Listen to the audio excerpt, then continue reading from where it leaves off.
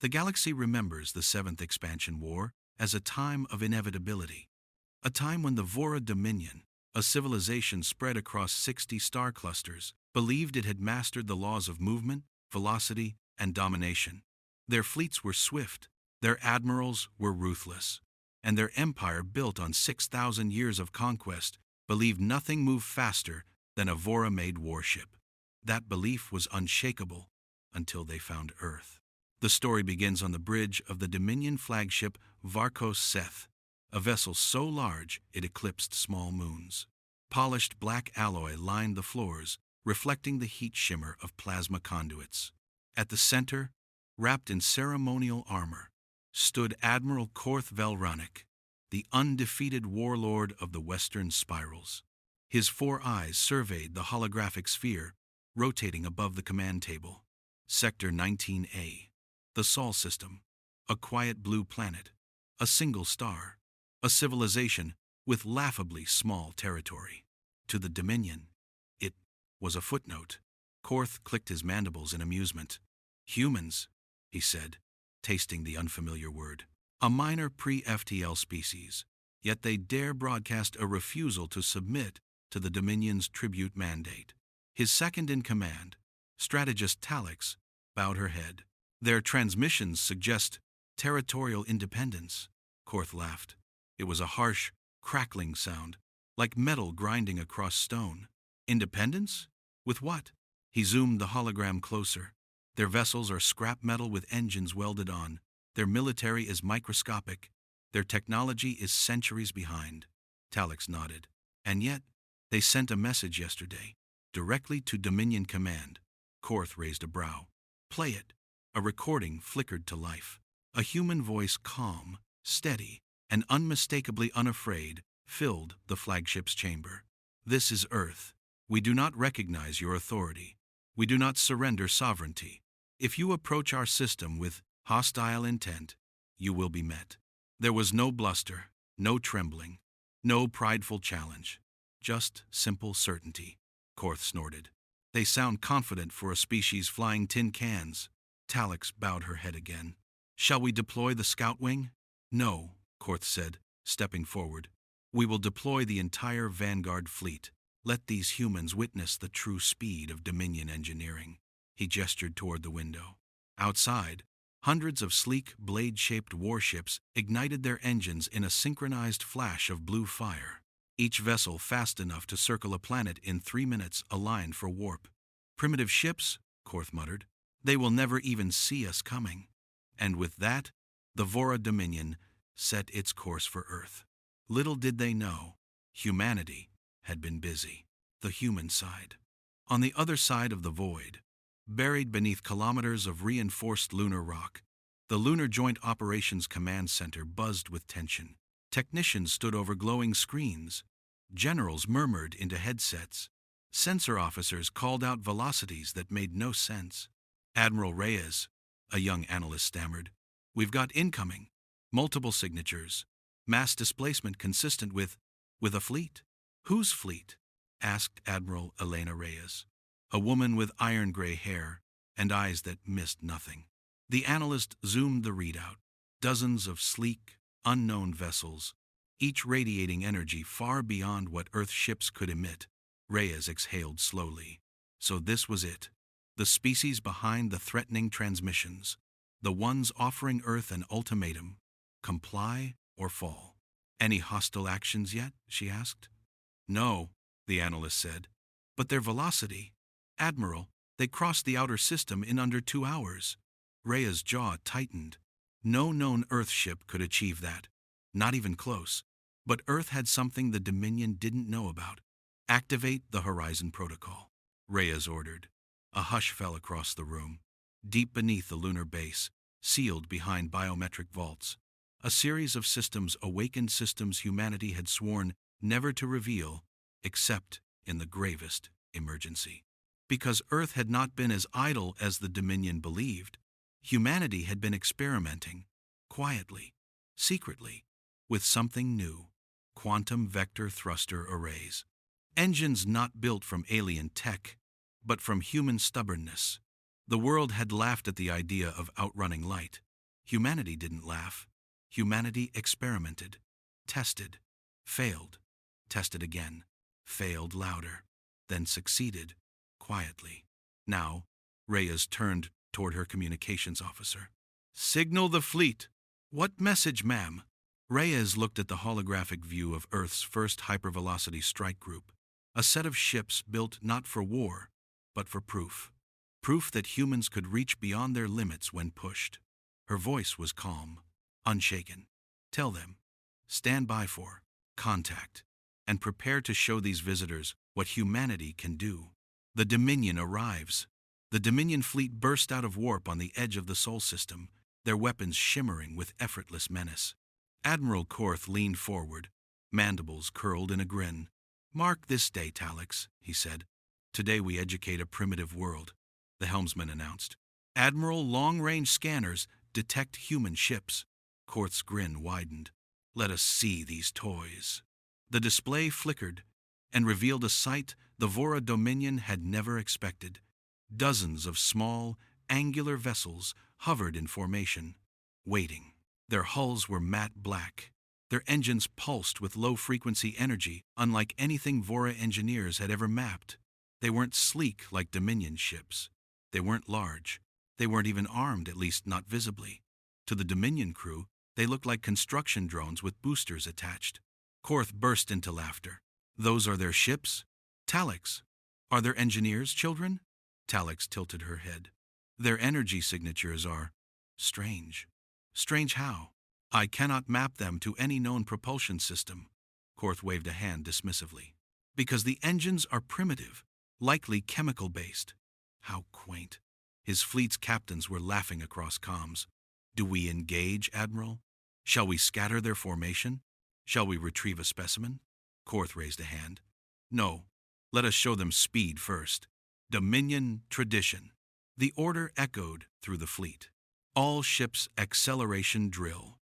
Pass the human formation at 70% velocity." A ceremonial gesture meant to humiliate lesser species. Dominion warships ignited their warp engines and streaked forward, glowing blue lines cleaving across the void. In seconds, they reached the human formation, and then something happened that silenced every Dominion ship. The human vessels moved, not slowly, not desperately, but with a burst of speed so violent it bent the light around them.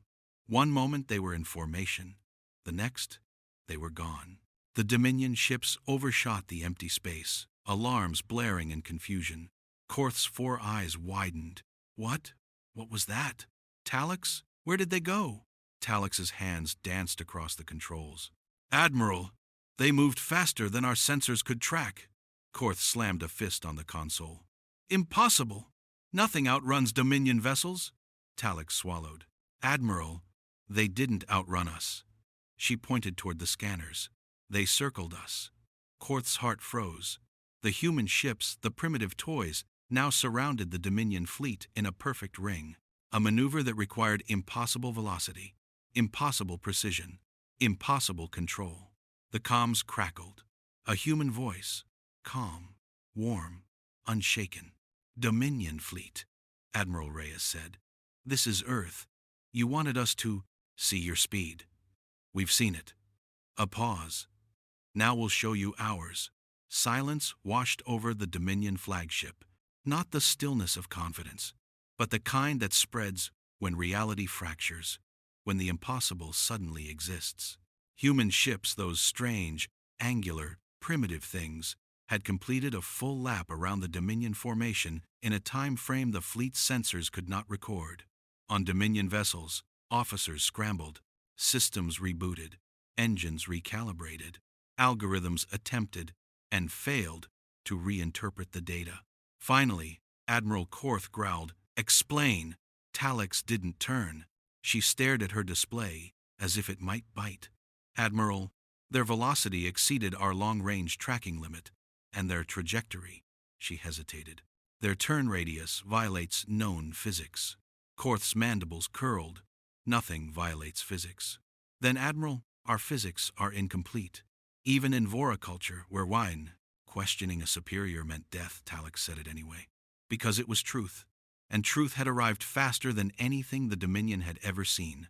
The void flickered. Human vessels reappeared, encircling the Dominion fleet at a distance so precise it might as well have been drawn by compass. Admiral Reyes spoke again, her voice transmitting across every Dominion bridge. Your display of speed was impressive, but speed alone does not decide who controls the battlefield. Her tone wasn't mocking, it wasn't proud, it was instructional. As if speaking to a student who had made an honest mistake, Korth bristled. We are the Dominion, he snapped.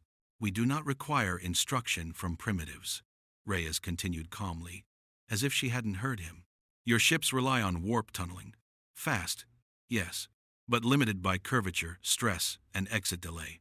Korth froze. How did she know that? Reyes continued. Our vessels use something different. Pause. Then every human ship flickered again. Not jumping, not warping, not bending space, but accelerating. Straight-line acceleration so extreme it bordered on absurd.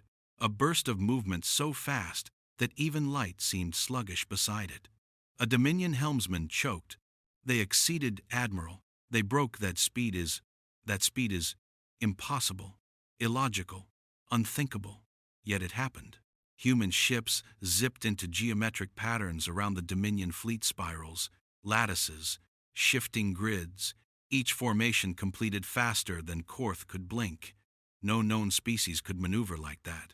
Not even the ancient Zyran scribes, masters of gravitational artistry. This was something else. Korth felt, for the first time in decades, an emotion he despised. Uncertainty. Admiral, Talix whispered. Their acceleration violates structural tolerance limits. Their ships should tear apart, yet they do not, Korth replied bitterly. Talix nodded. Because they built something different. Korth's eyes narrowed. He could accept defeat. He could accept loss, but he could not accept ignorance. Scan the engines. We have, Talix said. The readings are impossible to interpret, Korth growled. Try harder. We did. The energy profile is inconsistent with known propulsion. Then what powers them? Talix finally looked up at him. Admiral, their engines aren't emitting energy. They're redirecting it. Korth stiffened. That's not propulsion. That's recontextualized thrust, Talix whispered. Like moving between the frames of motion, eliminating the resistance of space itself. Korth stared at the human ships orbiting them like patient wolves. Humans? A species with barely 100 years of spaceflight. What else had they done? A human channel opened again.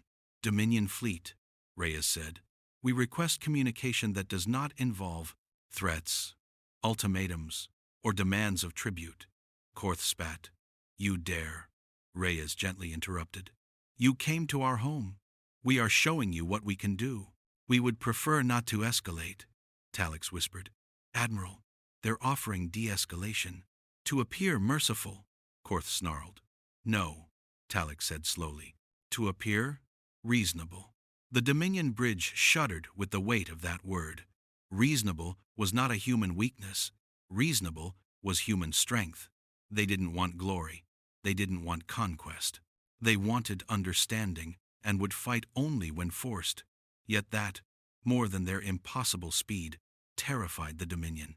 Because mercy from a species that could move this fast was more dangerous than rage. Admiral, a helmsman called out. We request permission to perform a warp jump retreat. Granted, Korth said instantly. Retreat, regroup, reanalyze their vessels.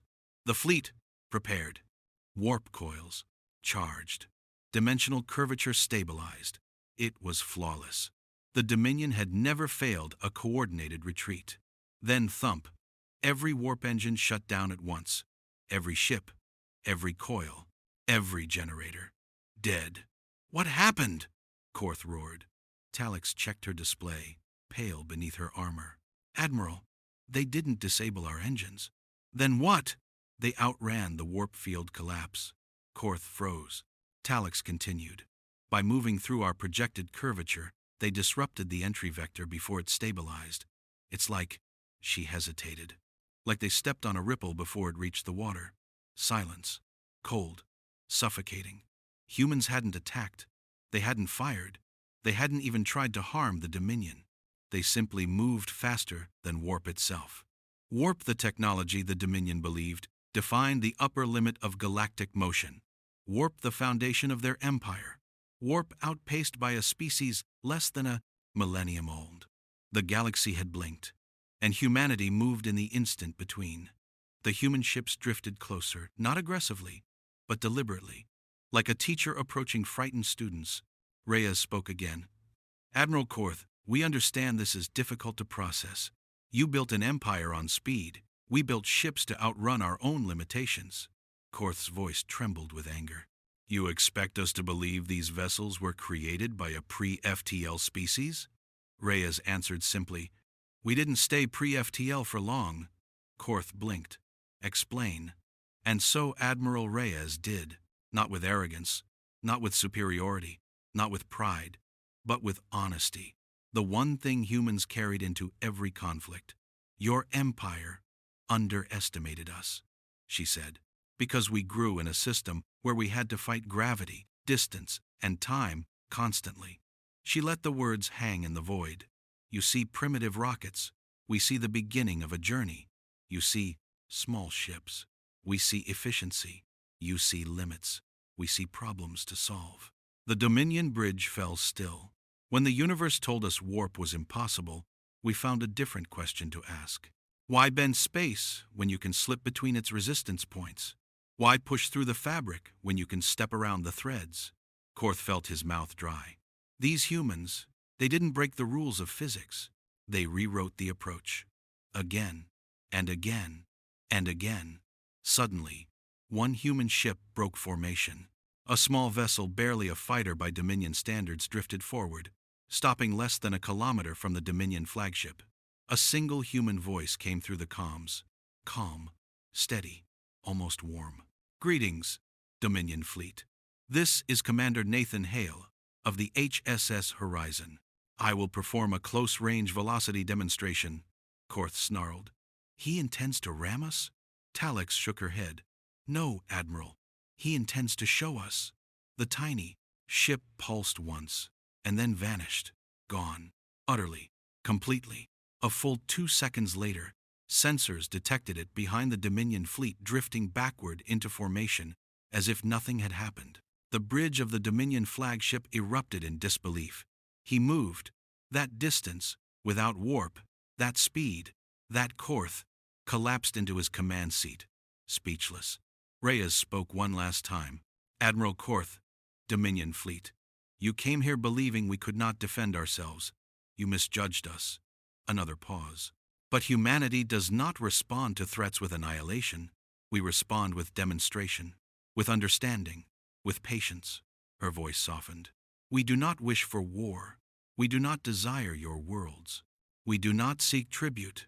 And then, the line that echoed across every ship. We only defend what is ours, and we defend it well. For the first time in his long and brutal career, Admiral Korth Velranic stood speechless. Dominion doctrine said this moment was impossible. Dominion science said this moment was impossible. Dominion history said this moment could never happen, yet it had. And the galaxy's most feared warlord found himself staring across the void, not at a superior enemy fleet, not at overwhelming firepower, but at a single human pilot in a ship that had just outrun warp. The bridge of the Dominion flagship buzzed with terrified silence. Screens flickered. Officers stared at data they could not comprehend. Others fought the urge to shrink into their armor. Talix broke the silence. Admiral, every Dominion academy teaches that warp defines the upper limit of velocity. Korth growled. Warp is the upper limit. Talix looked at the human ship, returning to formation. Not anymore. Every Dominion comm channel erupted at once. Those ships should have torn themselves apart. No species can withstand acceleration like that. Their inertial compensators must be, we're facing a hyper-advanced civilization. No, their metallurgy alone must be. Korth slammed a fist against his command throne. Silence. The bridge snapped, still. He rose slowly. This time, not with pride, but with fear wrapped in denial. We will, not cannot, submit to this. We are the Dominion. Our empire spans. A young officer interrupted a criminal offense, but fear overpowered discipline. Admiral, what if we can't win? The room froze. Talix turned slowly toward Korth, and in a voice barely above a whisper said, "The humans, they haven't fired once. Not a single hostile act." Korth's eyes narrowed. "Because they want us afraid." "No," Talix said softly, "because they don't need to be hostile." She pointed to the scanners. "They already won."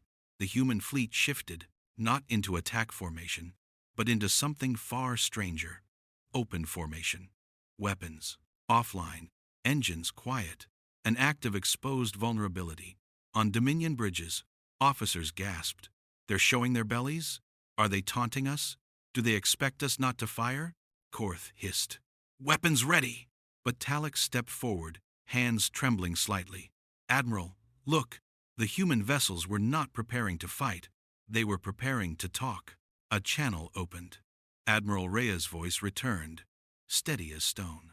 "Admiral Korth, we believe conflict is unnecessary. Your empire came here expecting weakness. You found something else." Korth spat. "Humans have developed a new drive." Reyes cut him off gently. "This isn't about the drive." Korth froze. "It's not?" "No," Reyes said. "Speed is the symptom, not the cause." The bridge quieted.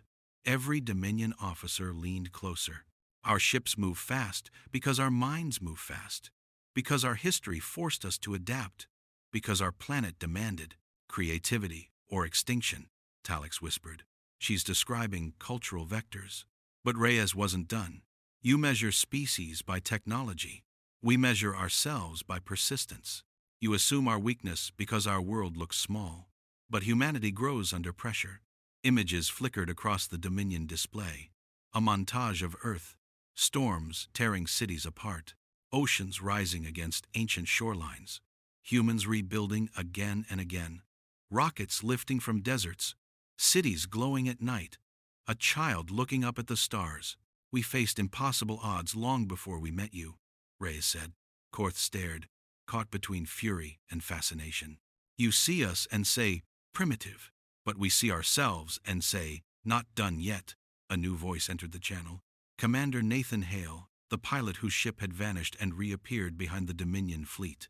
"Admiral Korth," he said, "we didn't build these ships because we wanted power. We built them because someone told us it couldn't be done." The bridge erupted in whispers. "Impossible. No species engineers for the sake of defiance." "That's madness." Nathan Hale chuckled across the line. "For humans, that's Tuesday." Talix turned to Korth, stunned.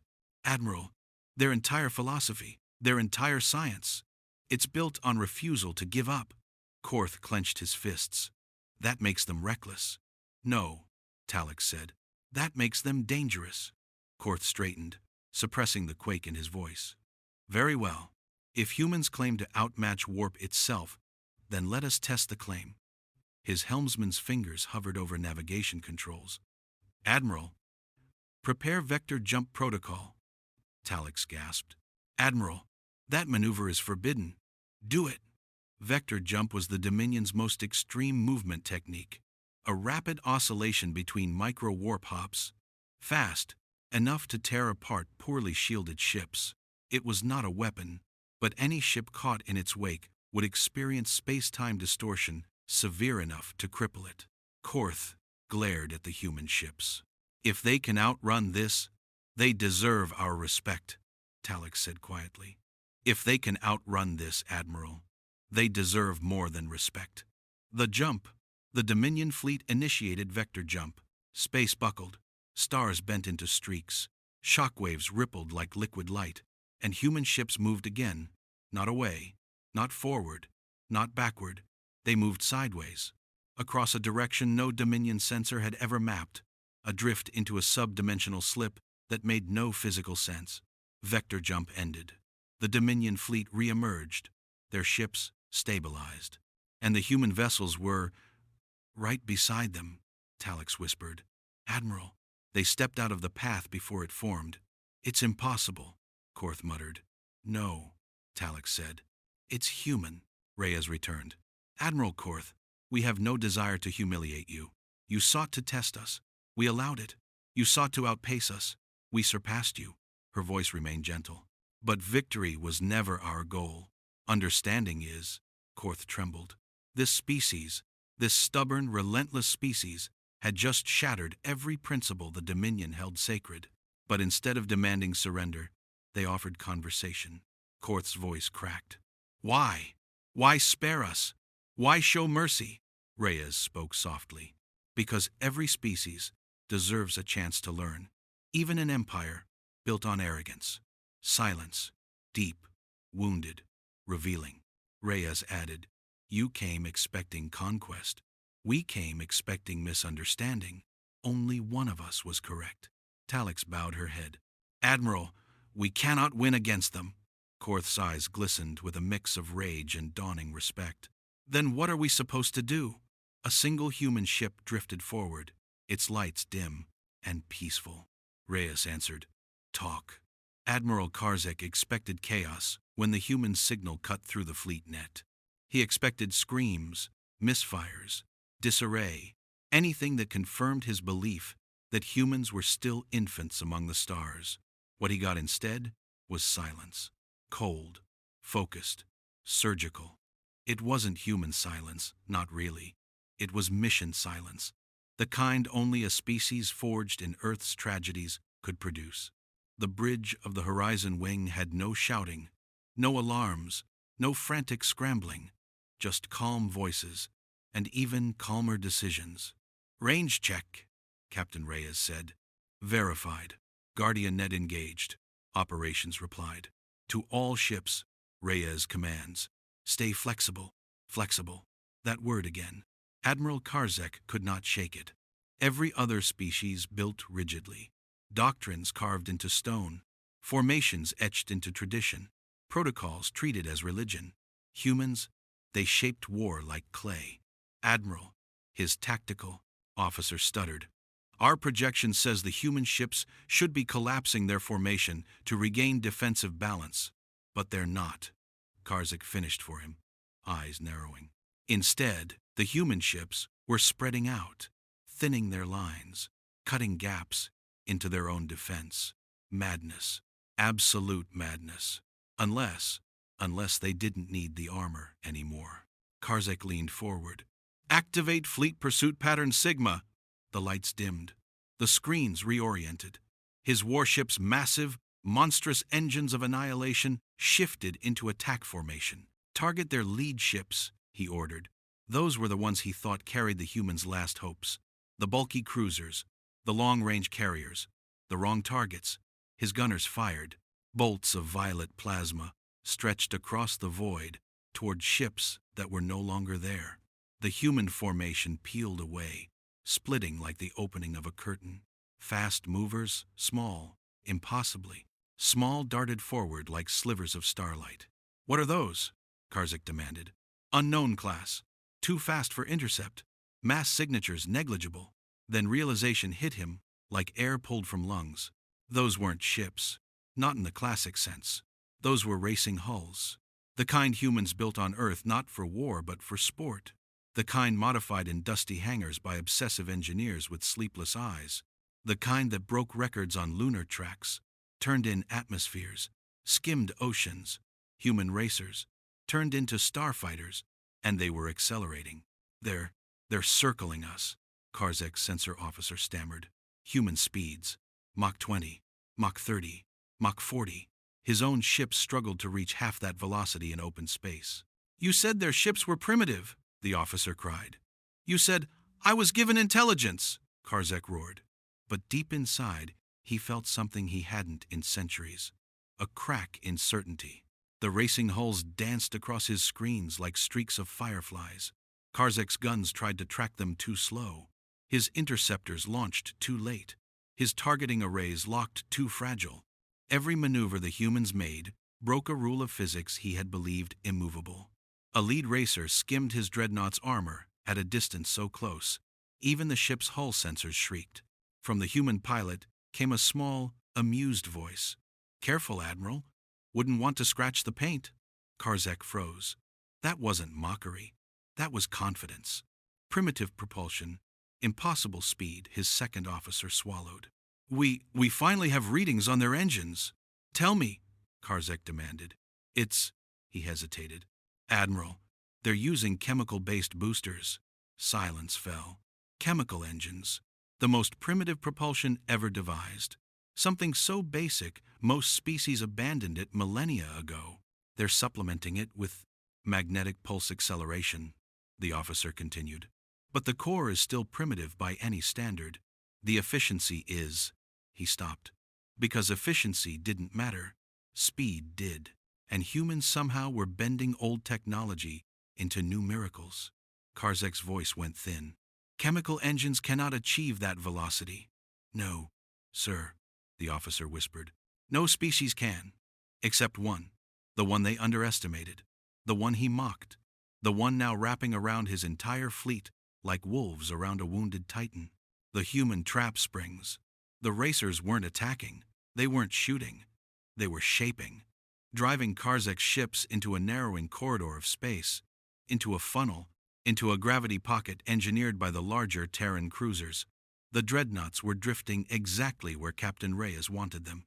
Karzek finally saw it.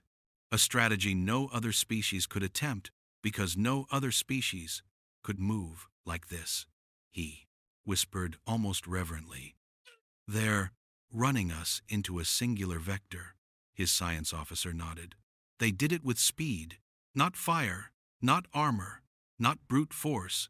Speed, that ancient, primal human instinct to outrun storms, beasts, enemies, and eventually themselves." The trap closed. The human cruisers lit their beams, not to kill, to immobilize.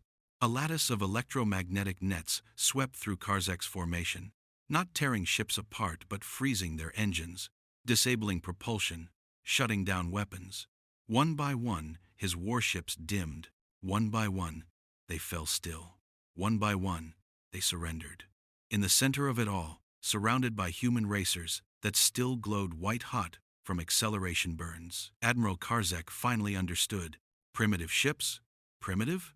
No. Humans had built something else entirely.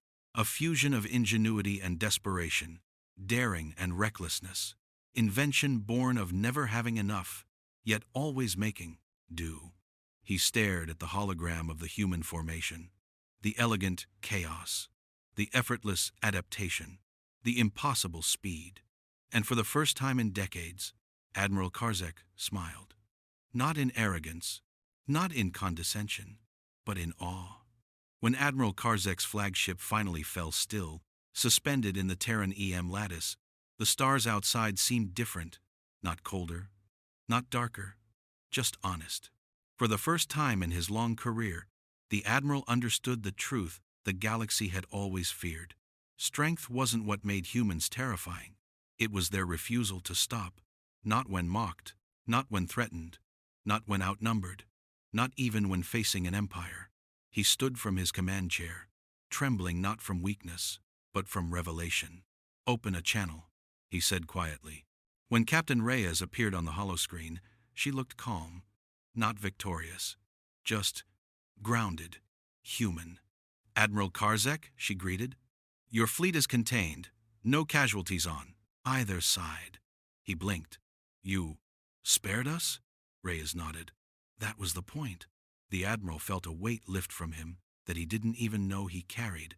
"You could have destroyed my entire command," he whispered.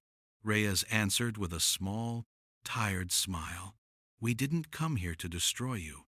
We came here to show you who we really are." In the hours that followed, Terran engineers boarded the disabled ships not as conquerors but as mechanics, assisting repairs, patching power cores, and stabilizing engines. Human pilots moved among the alien crews like diplomats made of sweat and starlight. They laughed with the younger officers, showed their racing hulls to wide-eyed engineers, shared oxygen packs, stories, and food even the aliens found bizarre. One Varkian technician nearly cried when Skylane, the lead racer, handed him a Terran flight glove as a souvenir. This is human tradition? The technician asked. Sky grinned. Nah. This is just what we do when we respect someone. Karzek watched, stunned. It was easy to demonize a species from afar, easy to mock the rough, uneven paths they carved, easy to sneer at their primitive machines. But standing here, surrounded by their warmth and raw energy, he realized something no Imperial report had ever captured. Humans built miracles from scraps, and then they shared those miracles with everyone they met. Their ships were fast because humanity had been racing extinction since the dawn of time.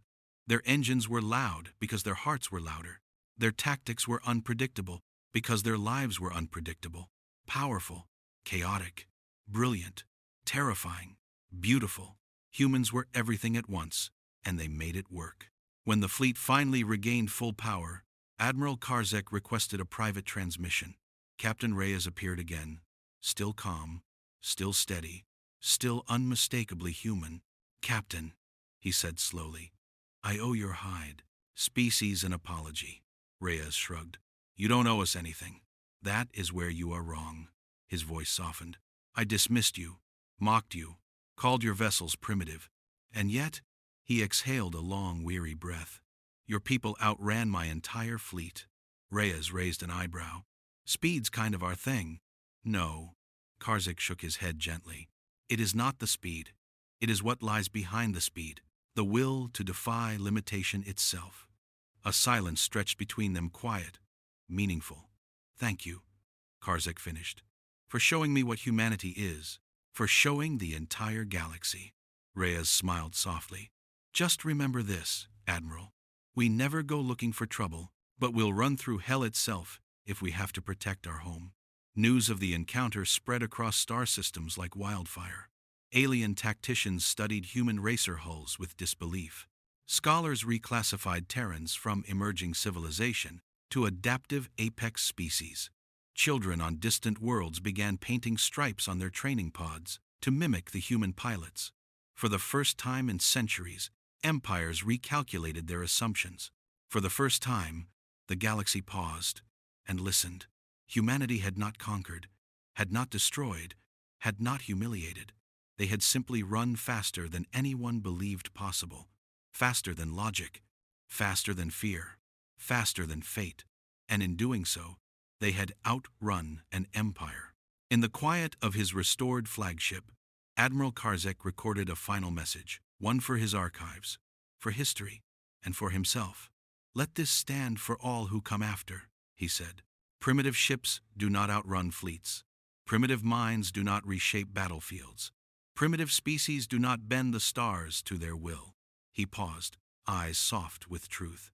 But humans do. Because humans are not defined by their tools. They are defined by the fire behind them. He ended the recording with one final line, one that would echo for generations. And for the first time, the galaxy understood what it truly meant to be human. If this story moved you, subscribe for more human stories from the stars.